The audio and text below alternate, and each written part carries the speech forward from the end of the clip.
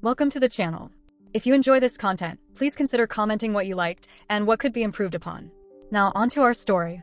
Teresa adjusted the strap of her black dress in the mirror, ensuring it sat just right. Sexy enough for Greg, but subtle enough that Michael wouldn't question it if he noticed. Not that he ever did. Girls' night again. She had the routine down perfectly. Lisa would cover for her if Michael texted, and Mia would vouch if he called. They had been doing this for months, and he never suspected a thing. But lately, something felt off. Michael had been distant. Not suspicious, just unbothered. He kissed her goodbye without looking up from his phone, asked no questions when she came home late, and sometimes even smirked when she made excuses. At first, she thought it was just luck. Now, she wondered if it was something else. 2 weeks ago, Lisa's call had come while Teresa was still in Greg's bed. "Hey, so, I just saw Michael at the Daily Grind," Lisa said, her voice hesitant. "He was with some woman. Older but stunning. Power suit, designer heels. They looked intense." Teresa had laughed. Probably a work thing. But then, last week, Mia had sent a blurry photo of Michael outside Bistro 42, waving at a woman in jeans and a loose sweater, her head thrown back in laughter. "Saw your hubby." "Who's the friend?" Teresa's stomach had lurched. 2 different women. 2 different nights, her nights. Tonight. Greg's hand slid up her thigh as he drove, but Teresa barely felt it. Why was Michael suddenly out so much? He never used to go anywhere. Now, every time she had a girls' night, he was mysteriously occupied. Was he cheating too? The thought burned. "You're distracted," Greg murmured, leaning in. Teresa forced a smile. "Just tired." But the truth was, she couldn't stop thinking about Michael, about the way he barely looked at her anymore, the way he didn't care when she stayed out late. Because he was doing the same thing. She came home early, heart pounding. The house was dark. No Michael. Her phone buzzed, a text from him. Ran into an old friend. "Don't wait up." Her fingers clenched around her phone. Old friend? Which one? The CEO? The casual one? Or someone else entirely? Teresa stormed to their bedroom, rifling through his drawers, checking his phone history, anything to confirm her suspicions. But there was nothing. No texts, no calls, no receipts. He was covering his tracks better than she was. The irony was almost funny. She had spent months thinking she was the only one playing the game. Now, she realized, Michael might have been playing it first. And worse, he was winning. The truth that never crossed her mind. Michael closed the folder and handed it back across the table to the woman in the tailored suit, his divorce attorney. "So, we're ready?" she asked. He nodded. "Just one more meeting with the PI for the last batch of evidence." Across the cafe, the woman in the casual sweater, his private investigator, gave him a discreet thumbs up. Teresa had been so careful with her lies. But Michael? He had been perfect. Teresa sat at the kitchen table, her laptop glowing in the dim light of early morning. Michael's credit card statements were pulled up on the screen, dozens of small, unremarkable charges over the past month. A coffee here, a drink there, a modest dinner charge. All on her girls' nights. Her nails tapped against the wood. He wasn't even hiding it. No lavish spending, no hotel charges, just enough to confirm he was somewhere while she was gone. And not just at the places Lisa and Mia had mentioned. There were more. A wine bar. A bookstore cafe. A sushi place she'd never heard of. How many women was he seeing? A sharp twist of jealousy coiled in her stomach. She had expected indifference from him, maybe even blind trust. But this was a game. And she refused to lose. The reclamation plan. The next morning, she woke early, sliding out of bed before Michael even stirred. She whipped up his favorite breakfast, fluffy pancakes, crispy bacon, fresh squeezed orange juice, just like she used to when they were first married. He walked into the kitchen, blinking in surprise. "What's all this?" She smiled, sweet and warm. "I just wanted to do something nice for you." He studied her for a moment, then grinned. "Well, damn. I should sleep in more often." She laughed, brushing her fingers against his arm as she passed. Let him remember what he's missing. That evening, she slipped into the black lace lingerie he used to love, the set she hadn't worn for him in over a year. She let the straps peek out from under her robe as she walked past him on the couch. His gaze flickered down, then back up to her face. "Going out again?" She shook her head, letting the robe gape slightly. "No. Just felt like dressing up a little." His smirk was infuriating. Nice. That was it?" She forced a playful smile. "Maybe you'll see more later." He chuckled, turning back to his phone. Looking forward to it. The dismissal stung. Cutting off Greg. She powered on her burner phone, scowling as it lagged, another stupid update slowing it down. She fired off a quick text to Greg. "Can't do nights for a while. Lunch only." His reply was immediate. Why? Did he get suspicious? No, she thought bitterly. Just better at this than I thought. Just being careful, she typed back. If Michael was going to use her absences to cheat, then fine. She wouldn't give him the opportunity anymore. Let him figure out how to sneak around when she was home every night. The trap tightens. For the next 2 weeks, Teresa was perfect. Breakfasts, lingering touches, flirtatious smiles. She even accidentally left her phone unlocked with a risque text draft visible, just to see if he'd snoop. He didn't. Instead, he seemed amused. And then, the final straw. She checked his credit card again. No new charges. Because she hadn't left. Her pulse thundered in her ears. He was only meeting them when she was gone. Which meant he knew. Which meant, oh God, had he been playing her this whole time? The realization. She grabbed her burner phone, frustration boiling over as it lagged again. She went to delete her messages with Greg, and froze. The screen glitched, and for half a second before the app refreshed, she saw something impossible. A notification. From Michael's number. Got the files. She's getting desperate. Her blood turned to ice. This wasn't her burner phone. It was his. And he had been reading every message she sent to Greg. Teresa's hands trembled as she stared at the burner phone. Michael's burner phone, now lying heavy in her palm. The screen had frozen again, but the message was seared into her mind. Got the files.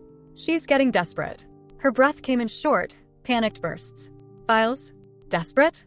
The realization crashed over her like ice water. The other women weren't mistresses.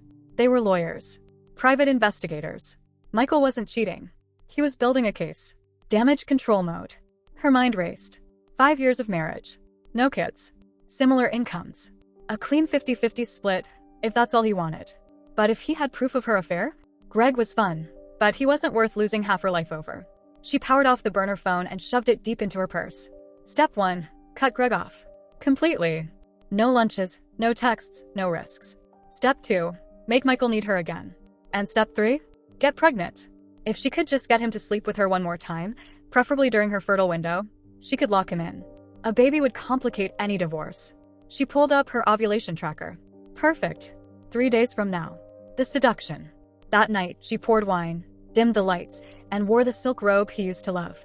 Remember our honeymoon, she murmured, trailing a finger down his chest. Michael smirked, swirling his glass. Vaguely, she laughed, soft and throaty, pressing closer. Let me refresh your memory. To her relief, he didn't resist. But something felt off. His touches were mechanical. His kisses, perfunctory. And when it was over, he rolled away with a sigh, not the usual satisfied groan. She bit her lip. Did he even finish? The trap backfires. For weeks later, Teresa stared at the positive pregnancy test, heart pounding. It worked. Except, she rechecked her tracker, then stiffened.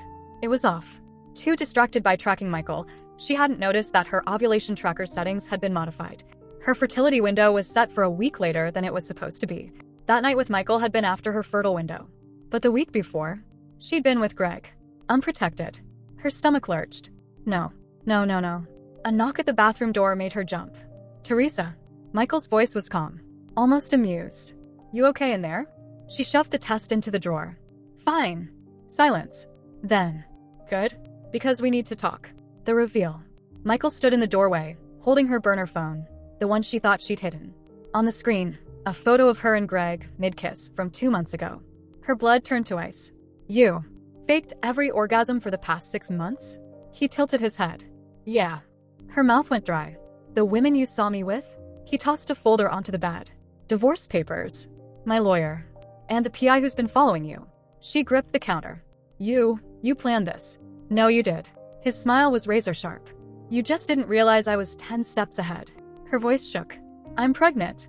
He didn't even blink. I know. And I had your tracker altered so you'd think it was mine. A cold laugh. Guess that backfired, huh? She lunged for the papers, then froze at the last page. Prenatal paternity request. Michael slid his hands into his pockets. Game over, Teresa. Teresa sat in her car, staring at the clinic's entrance through a haze of unshed tears. The past month had been a blur of legal battles, humiliating revelations, and the slow, inescapable reality of her pregnancy. Greg was gone. His last message, handle it, along with a cold transfer of $550, had made his stance brutally clear. Michael, meanwhile, had been methodical. Every text, every photo, every hotel receipt had been cataloged and presented with detached precision. His lawyer, the elegant woman in the tailored suit, had ensured Teresa walked away with nothing more than what she'd brought into the marriage. And now, the last decision was hers alone. The weight of the future. She pressed a trembling hand to her stomach. If she kept the baby, She'd be tied to Greg forever, a man who had already washed his hands of her. She'd see his face in a child she hadn't even wanted, a living reminder of the affair that had destroyed her life. If she walked into the clinic, she could start over. Clean. Quiet. No one else knew. No judgment. No whispers. Just silence. Her phone buzzed. A notification from her lawyer. Final settlement papers are ready. Sign when you can. A bitter laugh escaped her. Sign when you can.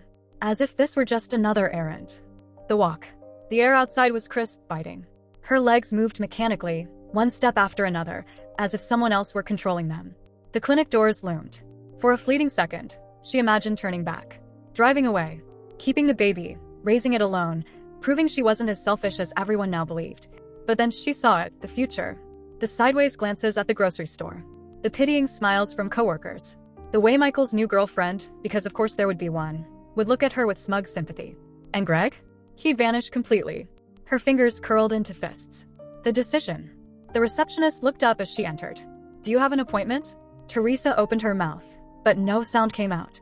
This was it. The point of no return. She thought of Michael's icy smirk. Greg's cowardly transfer. The way her sister had refused to take her calls after the truth came out. A single tear slipped free. Yes, she whispered. I'm here for my appointment. Aftermath. 3 weeks later, Teresa sat in a nearly empty apartment, the divorce finalized, her belongings pared down to what fit in a few boxes. She scrolled through her contacts, hovering over Greg's name. Still there, still unsaved, just a number. She deleted it. Then Michael's. Gone. Her hand drifted to her stomach out of habit, but there was nothing there anymore. Just space. A fresh start. A hollow one. She picked up her keys and walked out without looking back. Epilogue. The last glimpse. The coffee shop hummed with quiet chatter, the scent of espresso thick in the air. Teresa sat tucked in a corner, her laptop open to a job portal, her eyes flicking up every few seconds to the couple at the far table. Michael. And her. The woman Claire, according to the fake social media account Teresa still checked, wasn't glamorous. She wore simple jeans, a soft sweater, and minimal makeup. But she was real. The kind of woman who laughed easily, who leaned in when Michael spoke, who didn't play games. Teresa's chest ached. She had watched their relationship unfold online. Vacation photos, lazy Sundays, a quiet, steady happiness that she had once taken for granted. And now, seeing them in person, it was worse than she imagined. Michael looked peaceful. Not smug. Not vengeful. Just happy. A hot tear slipped down her cheek. She swiped it away quickly, forcing her gaze back to her screen. What did I throw away? She had thought the affair was thrilling. That she was outsmarting Michael. That she was winning. But now, sitting here, she realized the truth. She had gambled everything for cheap excitement, and lost it all. A shadow fell over her table. She froze. Then slowly, she looked up. Michael stood in front of her, his expression unreadable. Teresa. Her pulse spiked. She hadn't been caught in months. How had he? This needs to stop, he said, voice low but firm. The fake accounts. The lurking. It's over. Her mouth went dry. He didn't wait for a response. Just turned, collected his drink, and walked back to Claire, who hadn't even noticed the exchange. Teresa sat motionless, humiliation burning through her. He knew. Of course he knew. She had underestimated him at every turn. With shaking hands, she pulled out her phone and deleted the fake profiles, one after another, watching as the last threads of her connection to him vanished. Then she closed her laptop, gathered her things, and walked out into the cold afternoon. By the end of the week, she accepted a job offer. In another city. Far, far away. This concludes our story. If you enjoyed this content, please consider hitting the subscribe button, like the video, and leave a comment below. Story AI generated and edited for consistency. AI voice by ClipChamp. Story generated using DeepSeek.